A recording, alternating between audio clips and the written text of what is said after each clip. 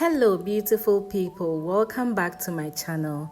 Today we are making this delicious and simple peanut butter cookies. This was a treat and I know you are going to like this. Let's get right into the ingredients. So we are using margarine for this recipe. Your margarine must be at room temperature, which means it must be soft to the touch like this, but not melted, okay? So I'm just going to loosen it up a bit and then I will add some peanut butter. I'm using regular peanut butter for this recipe. You can also use the processed ones and it works perfect. So once you add in the peanut butter, you are going to mix it until it's very much well combined.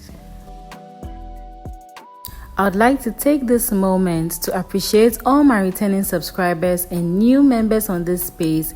You guys are absolutely amazing. Thank you for liking and subscribing. And subscribe if you haven't already. God bless you. The mixture is where I want it now. I'm going to go and add some granulated sugar and some salt to this. I'll leave the measurements in the description box also for you to check it out. And one thing I also want to bring to your notice is that every peanut butter brand is different. Some of them have quite an amount of salt in it. So please make sure you are tasting so that you don't oversalt your cookies, okay? I'm going to go ahead and whisk this very nicely until it's well combined. This should take about 5 to 10 minutes. So I'm also going to add in a little vanilla extract to this to boost the flavor of these cookies and take it to the next level. I'm also adding a room temperature egg as well. You may use any flavor of your choice, okay? So give that a nice whisk until it comes together. Then we'll go ahead and add the flour. So for this recipe, you can use all-purpose flour. You can also use pastry flour. So I am adding my flour little by little. I'll give this a good mix, making sure it's well combined. Then I add in the rest. Adding your flour in batches makes you not make a mistake, okay? Sometimes you may measure your flour incorrectly and you add it little by little and it gets to the right consistency you are looking for, unless of course you are double sure that you use the right quantity. So we are going to just put the dough together into 2 balls and then put it in the fridge for about 30 minutes. I'm also using my freezer. I'm going to put it in there. Then I'm going to grease my baking tray with some margarine. You can also put parchment paper on your baking tray if that's what you want. After the dough has been freezing for some time, I took it out and then I've seen that it's well frozen. Now it's easier to work with. I'm going to flour my surface and then begin rolling this dough.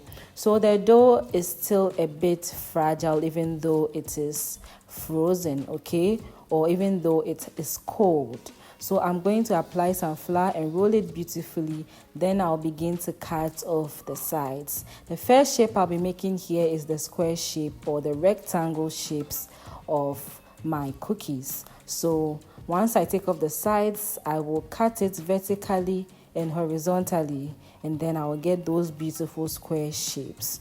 You can make any shape that you want as well.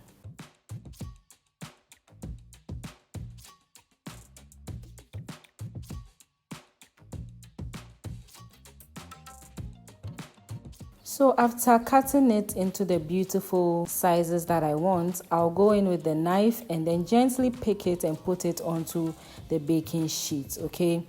Be gentle if you don't want your biscuit dough to crack because it can easily crack. Our next shape is the round shapes. As I said earlier, you want to flour your dough nicely and also flour your rolling pin so that nothing gets stuck. You would have a nice smooth dough to work with. I have this small bowl or this small container. It's round. I like it, so I'm going to use it for the shapes. As you can see, you can also use a cookie cutter if you have one and have fun with your dough.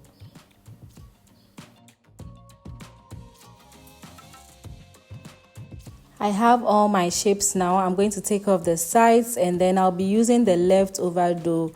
I'll put it together and roll it again, and then make some cookies from that as well. So just be careful and then pick them gently, because if you have a crack, it's going to crack when you bake it, okay? And we want our cookies to come out perfect. As you can see, I have a tear on this one, so I'm going to put it together and then make a new dough with it as well.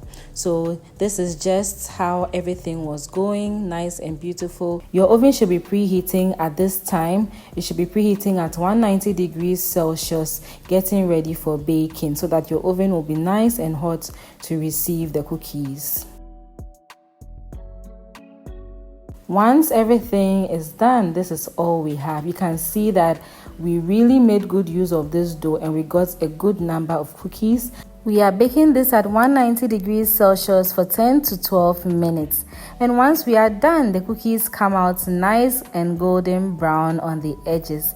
Very easy to make and absolutely delicious. Let me know in the comment section what you think about this recipe, and I'm sure to read all your nice comments. This turned out nice and crunchy on the outside and chewy on the inside. So thank you so much for watching. Until I post my next video, remember God loves you and has a great plan for your life. Bye.